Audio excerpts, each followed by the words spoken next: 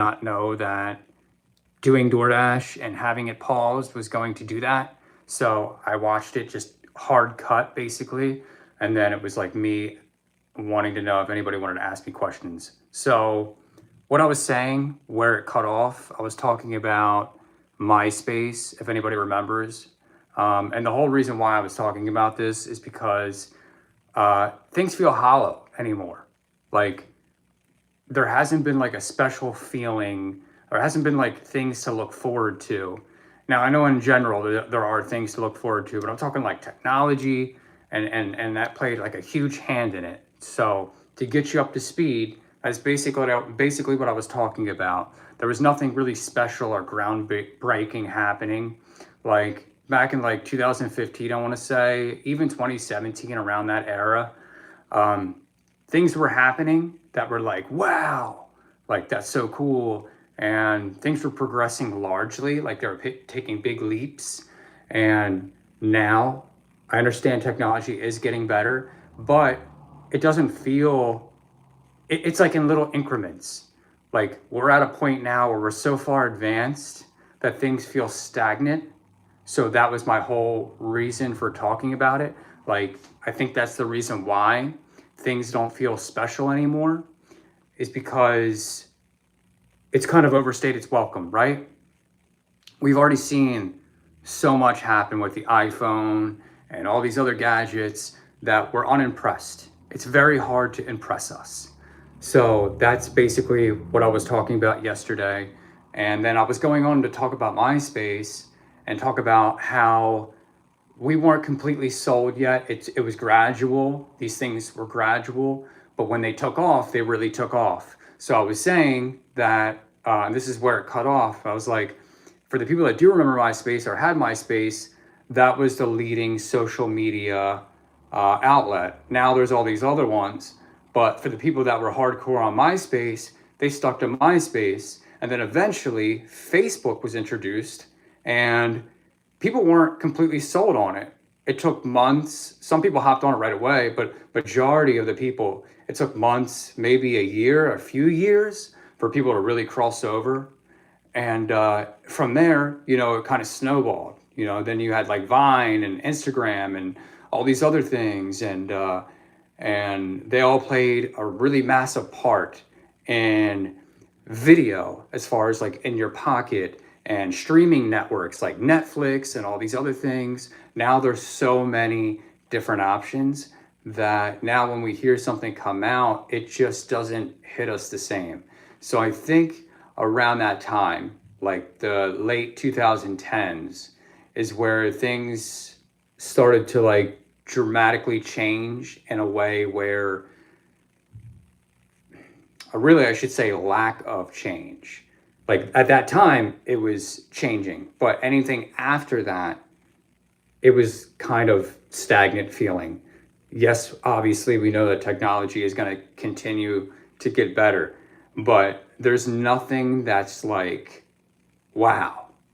So that was my whole reason for going live yesterday and talking about that. And I think that's why, going back to why it feels hollow, things just kind of feel hollow. Even like friendships, like they feel superficial. I'm not saying you don't have real friends, but I think from technology, like if you're overusing it and you're addicted to your phone and you can't go and have a normal conversation or some type of normal gathering, or just a hangout sesh, chill sesh without being on your phone, I think it really disrupts that flow and kind of makes things feel different. Because like before phones were a big thing and people were like really leaning heavy on all these apps to do different things, they had each other to entertain, or you had things to entertain yourself with. You weren't solely banking on your phone or using your phone as a crutch to maybe divert the social anxiety, or maybe chill out some of the social, uh, like the social situations that you were in. you had some type of barrier to kind of break that, or escape it in some way. Um, you were forced to meet and talk and hang out. Like before that, before technology like ruled the world, other than money, um, people went over each other's houses and hung out with one another. People did things together more. They had a plan. They had to actually call one another, make plans, and then go from there.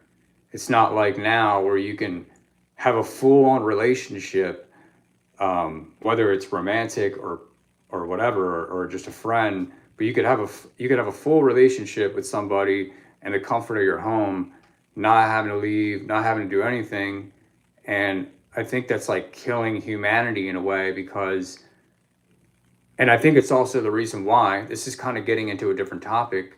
But I think it's also the reason why there's this like selfish culture, and it's like really in your face, that it feels like nobody cares because they have, well, everybody's always going to have their life to focus on, but uh, it's just it's just so artificial now, because you're doing everything from your phone.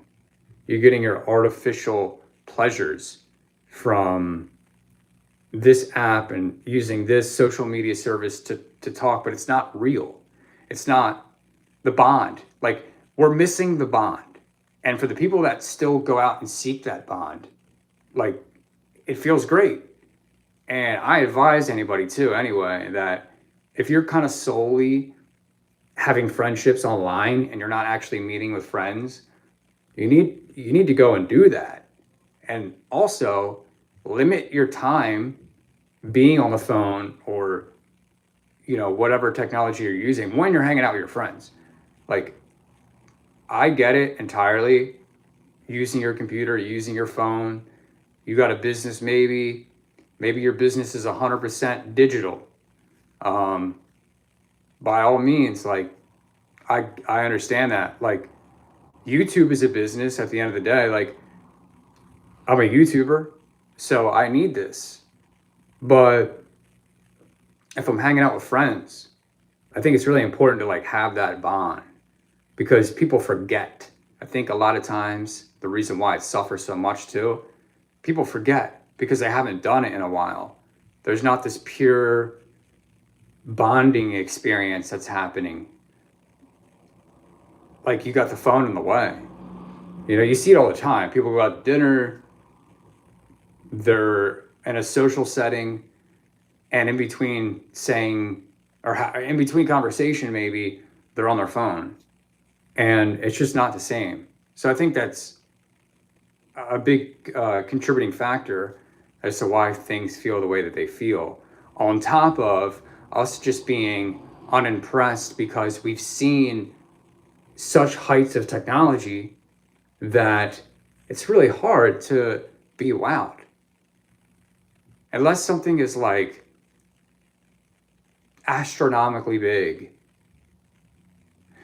And don't get me wrong, I think like any type of thing that they have come out in recent times is incredible to a degree.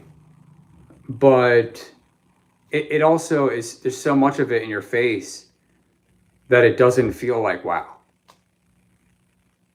And honestly, like, it's divided us so much in such a way, not in a way where, maybe I shouldn't use the word divide, but it's changed so much. It's changed the way that we go about relationships, the way that we interact. And I know I kind of went into that, but when you really step back and look at it, it's like things are so different. It's crazy to think about, honestly. When you think about like the late 2000s or 2010s, like like how it felt then compared to now, it's like every year goes by now, and you just kind of feel hollow about things. So I think that's the reason why, you know.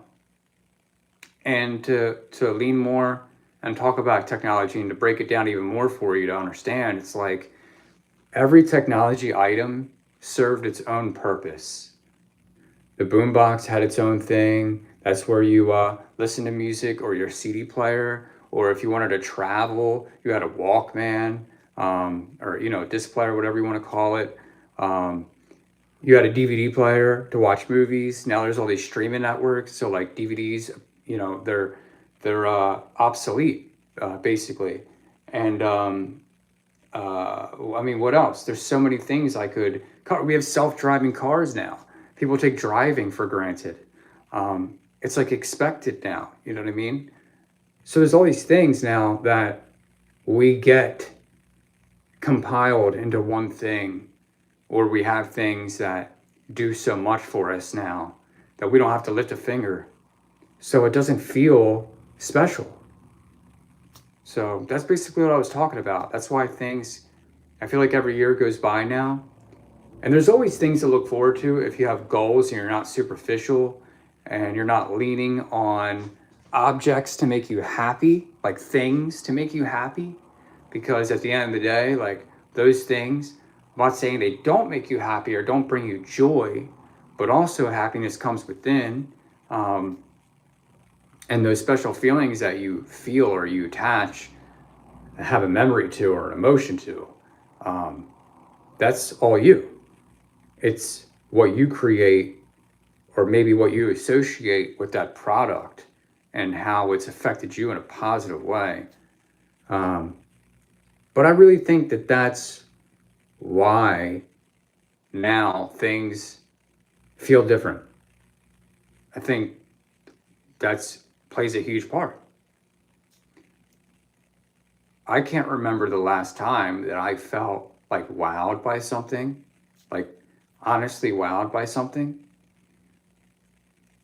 At least when it comes to like things, like objects, or something, something useful. But you can always recreate that feeling, but you have to find it in other things. And it's up to you to convert back to like an old school way by meeting up with your friends and going here and doing this or planning this, and also doing new things as well. But that combination factor, I think that's really what allows for things to feel special. Like it's pretty obvious when you look at it. And it's not even a hard thing to look at or difficult to break down and understand and look at and figure that out. It's not even really a thing of figuring it out. It's right there in your face. But it's the new norm to like do everything on the phone. And that just creates just such a different world.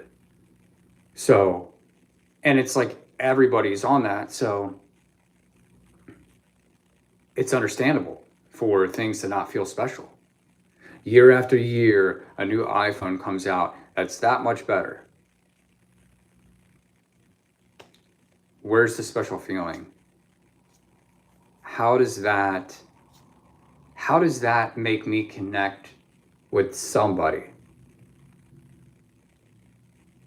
All it does is give me more of a reason to stay separate from somebody. Oh, I can just do it from my home. Oh, I don't have to go here, guys. I can be at the party, put me on FaceTime or Zoom, whatever. It's like you got to create those special moments. Got to create those special feelings. Can't leave it up to this. It's not going to get any better.